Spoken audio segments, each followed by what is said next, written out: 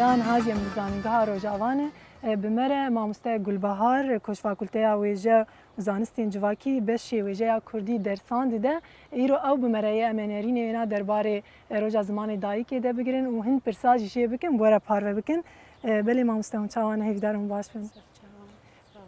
مامسته گلبهار می رو بری خدای جمعه ام هنه کیش بو روز زمانی دایی که زانگاه روز اول خباتی که پیروز دمشاندن دوی درباره ده ایرو زانگاه روز اول زمان بچوانه یان تین داین رنگینی زمان کل وی داری هی هم تخازن تجمع بحث بکه دست بکه از روزا زمان جهانی ایدایی که لهمو ملت جهانی پیروز دکم جبر کو اف زمان براستی الجم همو ملتان گرنگیاوی هی هم زمان ناسناميان توية هم جي زمان هبون زمان هيمي اي پیشکتنه دیسا زمان او آلاوا افراندنه جبو همو ملتان و بتایبت شیش بو ملت کرد از پیروز دکم شخود زانینگه ده راست مثلا دبشه وجه کردی ده همو متریال به زمانی کردی تین داین سمینر جی بزمانی کردی تین داین لی بشیدن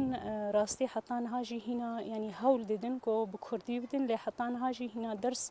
بعربی تین داین به وی رنگی شخوا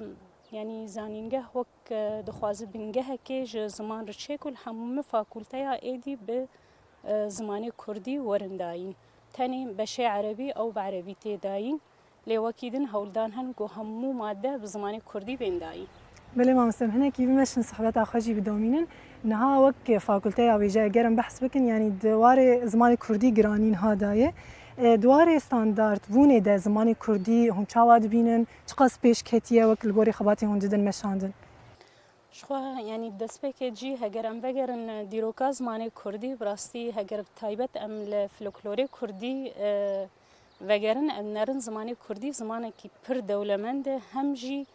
زمانی که خوزایی جبولو یعنی حتان ها توی وقاسه هولدانی دجمن کو قد خجید که هینا لسر لنگان مایه لی راستی جی هگجبو مجارا استاندرد بونه یعنی حتان ها جی کسی گو سر ریزمان کار دکن یعنی جی زمانزان همو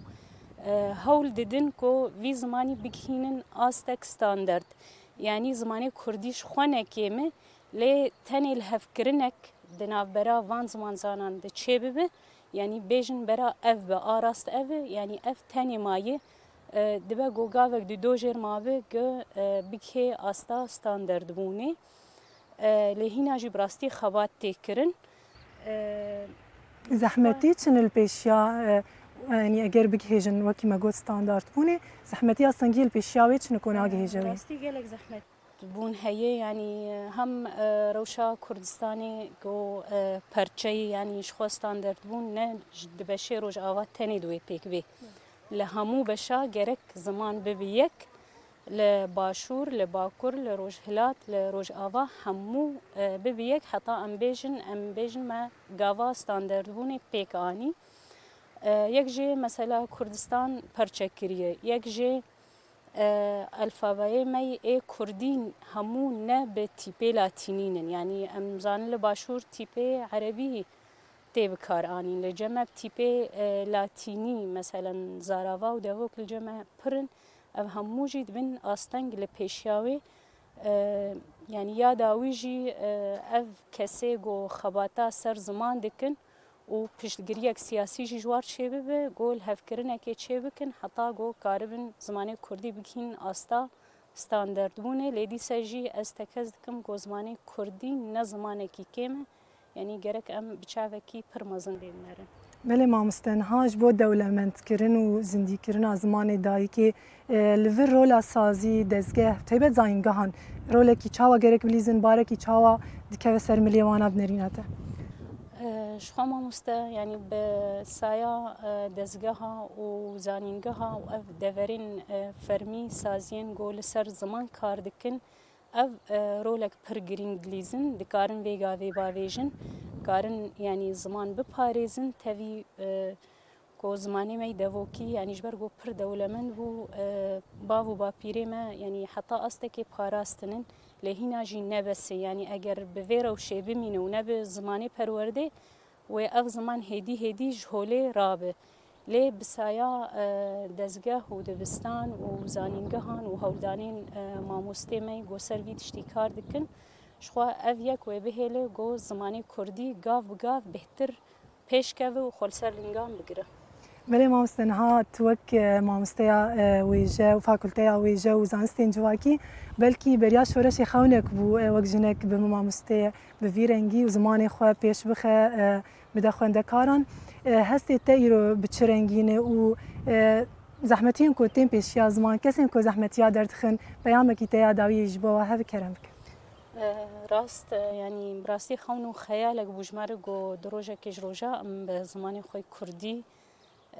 يعني شغل دبستانا قد خبو ام باخذ نجيل دبستاني دولتي يعني خونو خيالك بو جمار جو روجك وكيرو ام زانجه كردي بساكنن يعني هم بتايبت از هم لي خونديه وهم جي ايرو از لي ماموستم و درس دايه يعني براستي دماغو مروف زمانی خوی دایی که دخوینه هستکی جدا چیده به یعنی بلکه از نهاد بیجم و یعنی خمگینی خولمه دیگره گوش روژا دست که چما مثلا ما بزمانی خوانه خوند امنها پر کیف خوشم گو ایرو زاروکی ما ده دبستان ده بزمانی خوش دست که دخوینن دبا گو آستاوان حال پیشیا آستامه ایشبر واد دست که ده دست کریه و